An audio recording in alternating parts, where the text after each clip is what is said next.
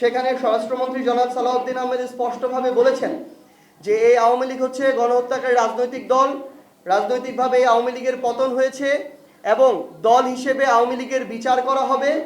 আওয়ামী লীগের দাফন হয়েছে দিল্লিতে এবং এই আওয়ামী লীগ বাংলাদেশের রাজনীতিতে আর কোনোদিন ফিরে আসা সম্ভব নয়।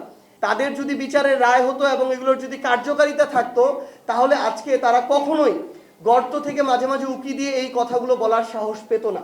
প্রথমত আমাদের গতবারের জুলাই পদযাত্রা আমাদের তিনটি বিষয় ছিল: বিচার, সংস্কার এবং নতুন সংবিধান।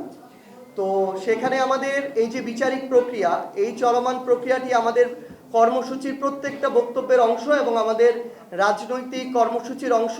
এটা শুধু পার্টি হিসেবে জাতীয় নাগরিক পার্টি এনসিপির চাওয়া নয়। আমরা মনে করি যারা জুলাই অভ্যুত্থানে অংশগ্রহণ করেছে, যেই দলেরই হোক, যেই ধর্মের হোক, যেই মতের হোক, প্রত্যেকেই তাদের জায়গা থেকে চাইবে যে আমাদের এই যে প্রয়োজনীয় সংস্কারগুলো, যেগুলো গণভোটে রায় হয়েছে, সেই সংস্কারগুলো হতে হবে এবং যারা এই স্বৈরাচারী শক্তি ছিল, যারা এই গণহত্যার নির্দেশদাতা, গণহত্যার সাথে জড়িত, তাদেরকে বিচারিক প্রক্রিয়ার মধ্যে নিতে হবে। আমরা আজকে আমাদের স্বরাষ্ট্রমন্ত্রী জনাব সালাউদ্দিন আহমেদের বক্তব্য শুনেছি। সেখানে শহীদ পরিবার এবং জুলাই যোদ্ধা আমাদের যারা রয়েছেন তাদেরকে নিয়ে যে আয়োজন আমাদের মাননীয় প্রধানমন্ত্রীও ছিলেন।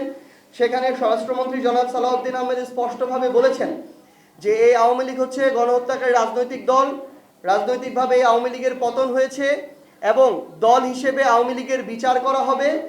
আওয়ামী লীগের দাফন হয়েছে দিল্লিতে এবং এই আওয়ামী লীগ বাংলাদেশের রাজনীতিতে আর কোনোদিন ফিরে আসা সম্ভব নয়।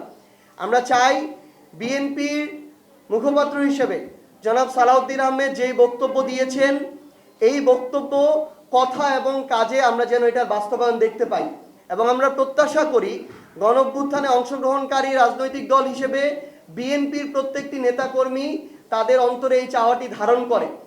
অল্প কিছু আমরা সোশ্যাল মিডিয়ার বিভিন্ন মাধ্যমে আমরা দেখতে পাচ্ছি যে বেশ কিছু মানুষ, যাদের নাম বলে আমরা তাদেরকে ওই গুরুত্বটুকু আরোপ করতে চাই না, তারা জুলাইকে নিয়ে বা এই অভ্যুত্থানকে নিয়ে স্বৈরাচারের পক্ষে, খুনিদের পক্ষে, গণহত্যাকারীদের পক্ষে, যারা 1400 মানুষকে খুনের নেতৃত্ব দিয়েছে, শাপলায় গণহত্যা ঘটিয়েছে, পিলখানায় গণহত্যা একটা ঘটিয়েছে, এই মানুষদের পক্ষে যারা এখনো সাফাই গায়, এটা আমাদের আসলে সামগ্রিক, আমরা যারা জুলাই একসাথে অংশগ্রহণ করেছিলাম, সেটা বিএনপি বলেন, জামায়াত বলেন, এনসিপি বলেন, অন্যান্য রাজনৈতিক দল আছে যারা বলেন, এটা আমাদের সামগ্রিক একটা দায়বদ্ধতা যে আমরা ওই সকল গোপন এবং প্রকাশ্য এই খুনিদের দোসর এবং তাদের সহযোগীদের এখন পর্যন্ত বিচার নিশ্চিত করতে পারিনি। তাদের যদি বিচারের রায় হতো এবং এগুলোর যদি কার্যকারিতা থাকতো তাহলে আজকে তারা কখনোই গর্ত থেকে মাঝে মাঝে উকি দিয়ে এই কথাগুলো বলার সাহস পেত না।